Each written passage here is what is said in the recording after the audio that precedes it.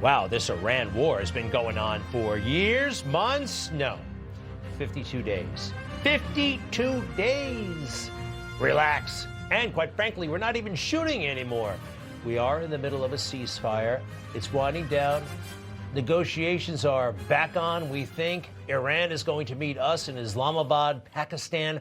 52 days of war, 13 people we've lost. I think that number actually might be up to 17. That is terrible, but as far as wars go, this is not that bad. And we know from President Trump, he wants this thing wrapped up. I've heard, maybe in a couple of days, and maybe in a couple of days, there will be a major breakthrough. We've had a few already. You compare this to the wars that the swamp fell in love with. Afghanistan, 20 years, and we lost. 20 years.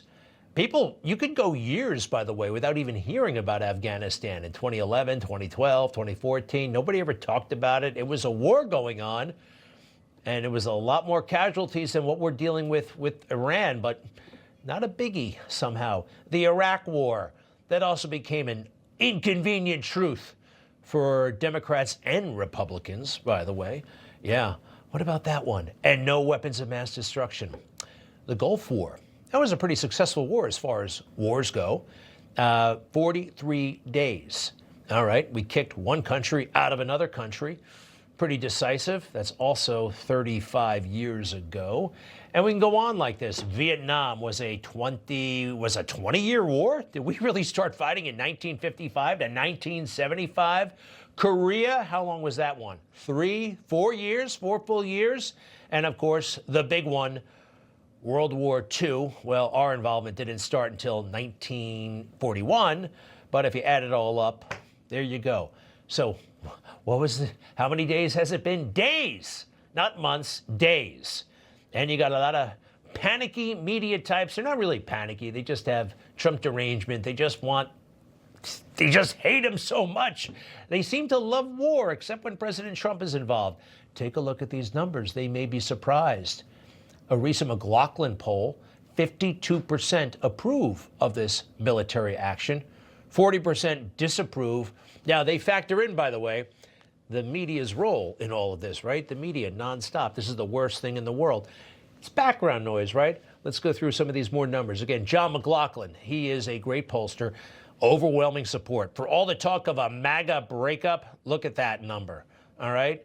And those who actually saw President Trump, but what was it, 2 weeks ago, make the case for the war in primetime TV, 67% who saw that speech agree with the military action so far. Those who get their reports not from the primary sources, but from Lester Holt and Anderson Cooper and whoever the hell's on the fake news these days, they're a little bit wobbly. But overall, 52% vice 40. That is not a country that's losing its nerve. And why should we be losing our nerve, right? $3 gasoline, $4 gasoline. I mean, remember John F. Kennedy? Ask not what you can do for you. Ask not what your country can do for you. Ask what you can do for your country. And we have people, quite frankly, losing it, wetting their pants over high gas prices. There's another reason why there's an information vacuum here. We don't have any real reporters on the ground in Iran. In other wars, like World War II, Edward R. Murrow and guys like him were in the middle of the fight, typewriter and all, right? Right there in a trench. There was another war, the war when we invaded Iraq, and we had embedded correspondents there every step of the way. I was one of them, actually, and that was wild. Look, that war didn't turn out so hot either, but we had more information, and I think that was a good thing. So let's hang in there, okay? This thing can be won, and it might be won by the end of the week. Information. Truth is freedom. Is Newsmax. It's real news for real people.